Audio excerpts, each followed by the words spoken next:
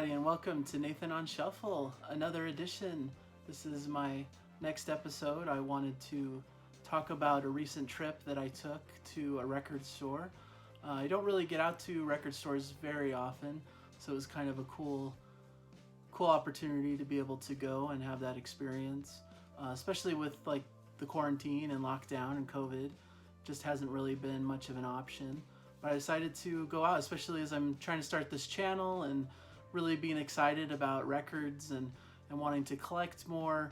I thought it would be a fun experience, so I went to the record store and I filmed a little bit of it. My wife helped me film some of the experiences there at Rhino Records, which I'm going to show a little clip of. But first, Rhino Records is a record store in Claremont in the Inland Empire in Southern California. Very kind of a small little record store that I've really enjoyed going to over the years. It's been there quite some time. They have a great selection of CDs and vinyl and some used vinyl as well.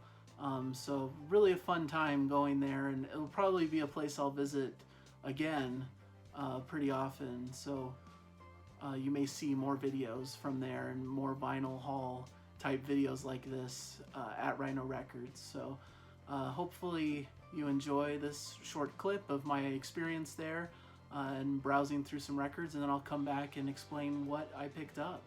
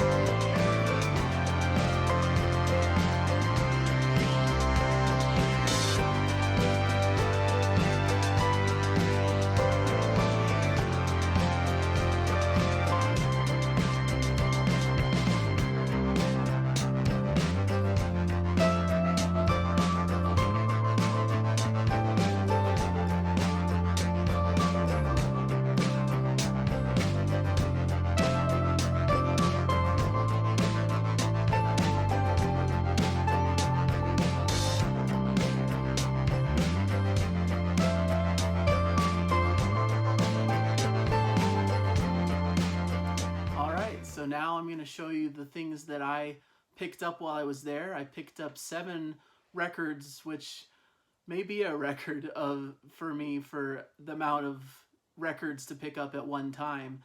Usually I am a little bit more restrictive, but I thought it would be fun as a video to kind of have a good, healthy amount of records to talk about. So I got 7 that kind of run the gamut between mostly classic rock and some prog rock.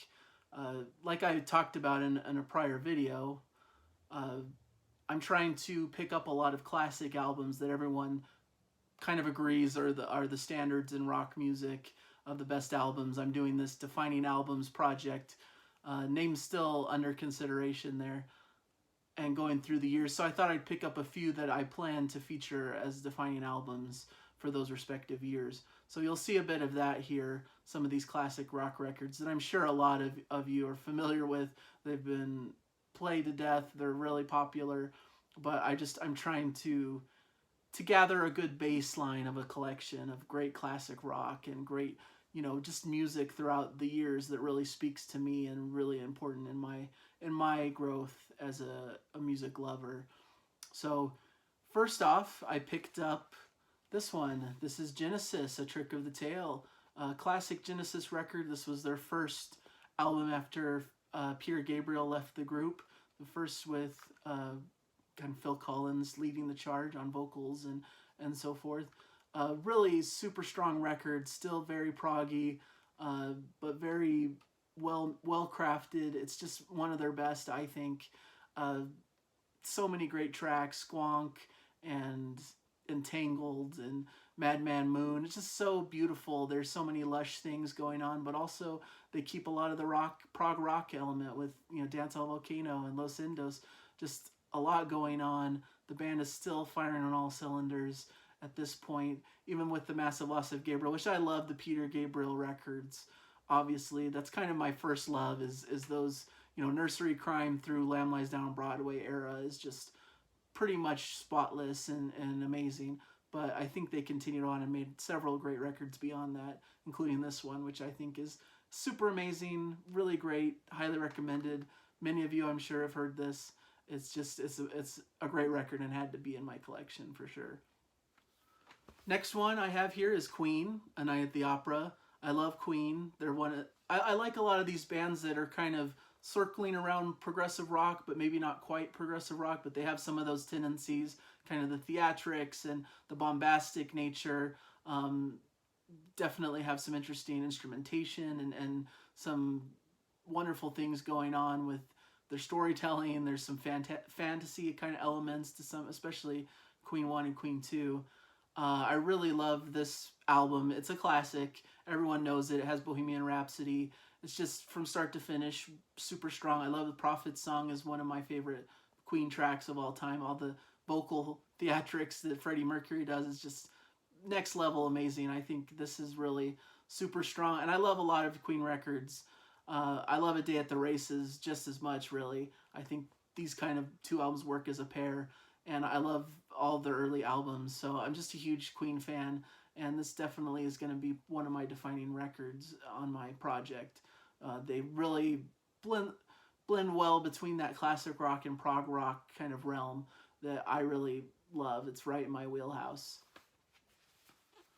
Next, I picked up OK Computer by Radiohead. This is definitely the album here that I'm least familiar with, but I've been watching a lot of YouTube channels of people talking about great albums throughout history. And like I said, I don't want to just stick into the old like 60s, 70s range with these classic albums. I want to get albums that come all the way up to modern day. So I wanted to pick up something that was a little bit more modern. Of course, this was made quite a while ago now, like over 20 years ago. But this is a great record by all accounts, great modern kind of alternative. I've heard it hailed as kind of this Sgt. Pepper of the new era. Radiohead is an incredibly creative band. I'm excited to delve into this. To be honest, I haven't really heard this very much, so I'm really excited to hear more of it, to gain a greater appreciation for Radiohead in general. I just think it's kind of one of my blind spots that I haven't really explored enough. So that's why I picked this up. I'm really excited to listen to it and to get to it on my defining albums list where I've placed it. I think it fits there as a great defining album in rock. And so I'm excited for this one, and I can't wait to hear it. Next one, more in the kind of prog realm, I picked up Rush 2112. Really love Rush, and I've been loving them more even recently. I really appreciate them more on a level. They're not really one of the early prog bands that I knew much about back when I was exploring prog, back when I was a lot younger. It wasn't a band that my dad's very into. He's a keyboard player, more into like keyboard-centric, you know, music.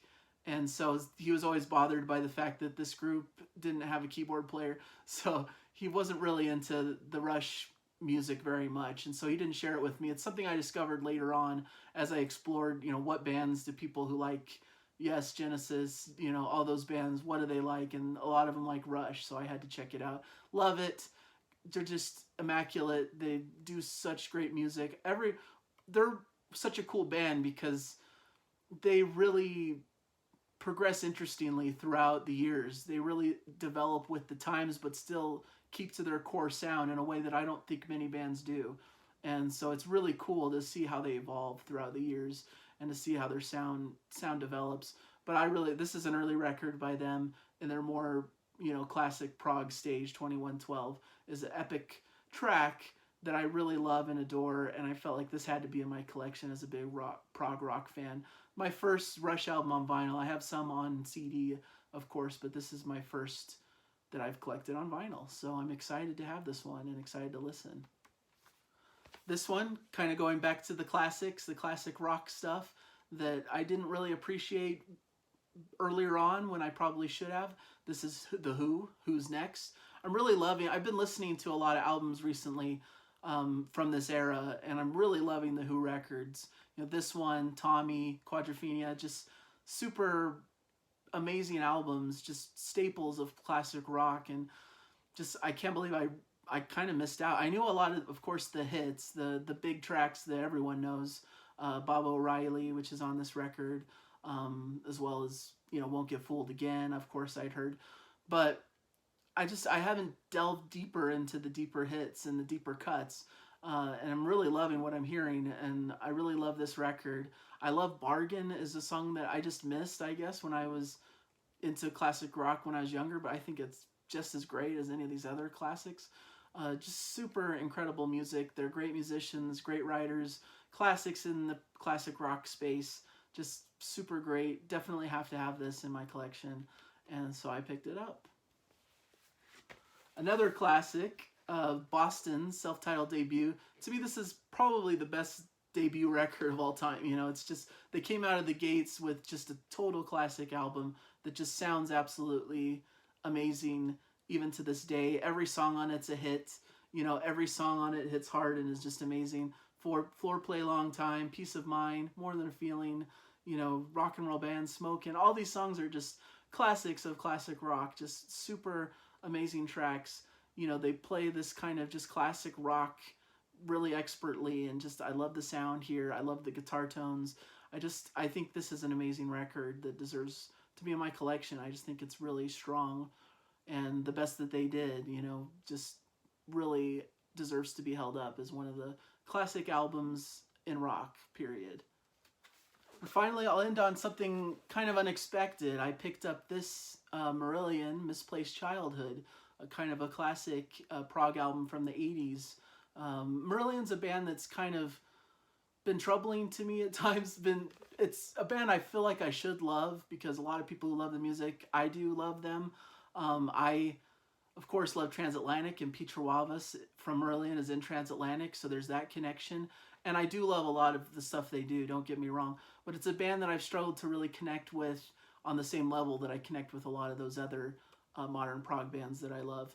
But I really appreciate this. I think this is an important work in that 80s prog space, which is a kind of a blind spot of mine because I appreciate more of the, you know, 90s and beyond modern prog because that's what I discovered when I was getting into prog.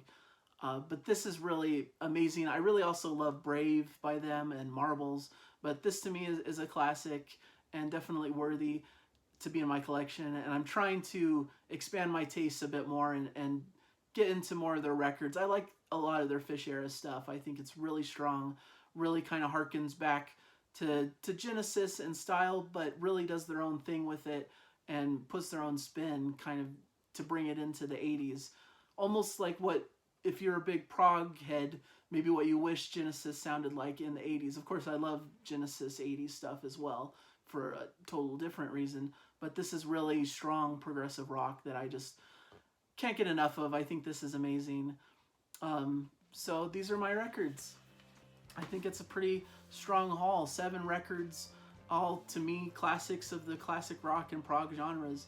I think that's gonna keep me going for quite some time and gives me a lot of entries towards that Defining Albums project I keep mentioning, that I'm excited about. So you'll see some of those featured, I'm sure, in the coming months if you follow this channel. So that's my show for this time. I hope you guys enjoyed it. My trip to Rhino Records and my vinyl haul. I hope to do this again sometime in the future. I love going to record stores. I love picking up stuff. It's exciting to go through and to find things and to pick them up and to beef up my collection a bit and to get some classics in the mix.